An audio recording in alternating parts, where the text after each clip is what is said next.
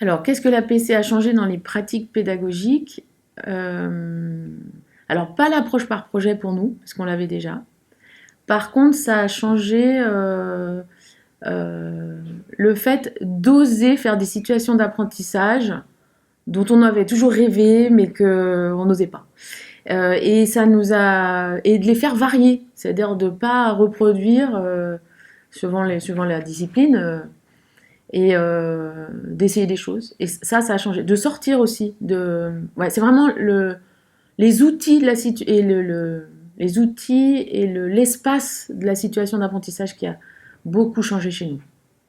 Il faut continuer à faire ces apprentissages de savoir et de savoir-faire, les évaluer comme on le faisait auparavant, bien s'assurer qu'ils sont maîtrisés.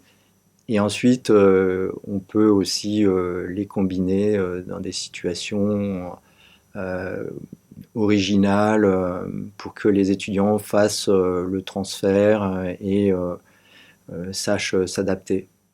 Renseigner le plus souvent possible l'étudiant sur là où il se situe, c'est vraiment un gage de réussite pour lui, quoi. Moins d'échecs chez les étudiants les plus vulnérables. Et puis voilà, un ancrage, disons, ils raccrochent au wagon, alors qu'avant, j'avais vraiment des étudiants que je récupérais pas, quoi. Mais ce que ça nous a apporté, nous, c'est une vraie légitimité dans nos pratiques pédagogiques.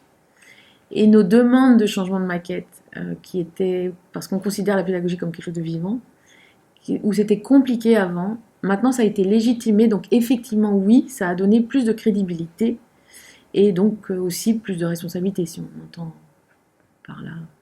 Concernant l'élaboration des maquettes, on a toujours eu de toute façon en AES une approche très participative.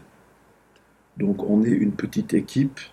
Euh, donc là, j'ai pas noté beaucoup de différences dans les façons de faire. Par contre, là encore, dans le travail de préparation avec les grilles critériées, cette matrice où on a les semestres et les compétences et les niveaux de progression, oui, c'est un travail qui est beaucoup plus important, bien sûr, et qui peut être un peu crispant par moment. Mais bon, voilà, ça, c'est, on réinvente la façon d'enseigner, d'évaluer, donc il est logique que les maquettes, elles aussi, changent. Et les maquettes pouvant être des endroits de négociation par moment, voilà. Mais ça se passe chez nous, en AES, de façon assez harmonieuse. Hein.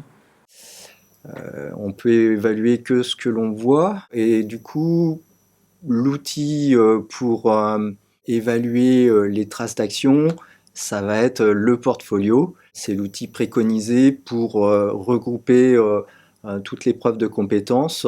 À la fois c'est un support d'évaluation, mais c'est aussi pour l'étudiant un outil qui va lui permettre de synthétiser son parcours de formation et donc ça va l'aider à prendre du recul par rapport à son parcours et à en prendre conscience et à mieux le contrôler. Et ça peut être aussi une source de motivation. Ça va l'aider à faire un bilan de ses compétences et voilà. Donc il va pouvoir obtenir une certification et puis même transformer son portfolio en portfolio de présentation, une sorte de super CV pour valoriser sa candidature pour des postes sur lesquels il candidatera ensuite voilà, pour des emplois ou des stages ou de l'alternance.